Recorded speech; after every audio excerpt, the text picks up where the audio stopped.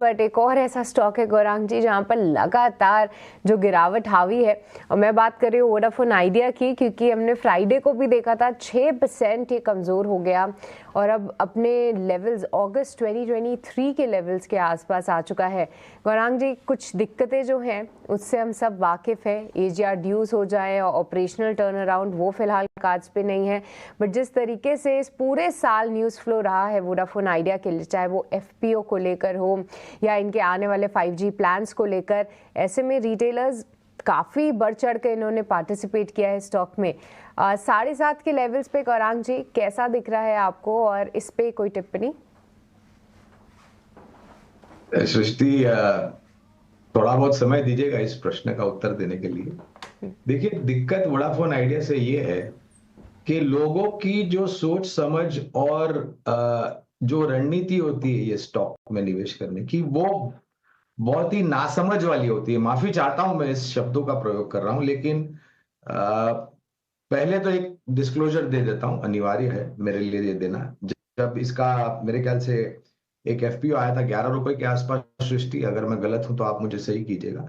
तो उस वहां पर हमने निवेश की राय दी थी, लंबी अवधि के लिए निवेश करने की। लेकिन वहां पर भी हमने एक ही चीज कही थी, जो हमने कही थी ओला इलेक्ट्रिक के आईपीओ में, कि अगर जोखिम झेलने की क्षमता है तो ही कर रही है, 2 ढाई साल 3 साल का नजरिया रखी। तो 11 रुपए में हमने निवेश की राय दी थी जब वो एफपीओ आया था वोडाफोन आइडिया का। अब दिक्कत यह है कि जो टेलीकॉम रेगुलेटर जो है टीआरएआई, और जो सरकार के तरफ से और सर्वोच्च न्यायालय से जो इनको कुछ दिक्कतें आई हैं, वर्किंग कैपिटल को लेकर के बहुत मुसीबत है। लेकिन सामने मैनेजमेंट ने यह भी कहा है कि उनका निरंतर प्रयास रहेगा बाजार में से पूंजी खड़ी करने के लिए, और मेरे ख्याल से वो सक्षम रूप से होगा। लोग ये समझ के निवेश करते हैं कि 20 वाला या 15 वाला या 12 रुपए वाला आधा हो गया, अब इससे ज्यादा क्या गिरेगा। तो मेरे लिए ये कहना उन लोगों के कि यहां से भी आधा हो सकता है। इस बात की आप जो चुनौती है उसके लिए तैयार रहे।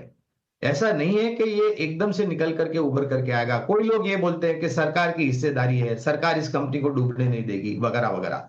तो इस प्रकार तो बहुत सारी कंपनियां, जहां पर सब कंपनियां जाकर के सरकार का हाथ पकड़ लेंगे और बोलेंगे हमें संभालो, लेकिन ऐसा ऐसा नहीं, ये विचारधारा है ना सृष्टि, ये गलत है।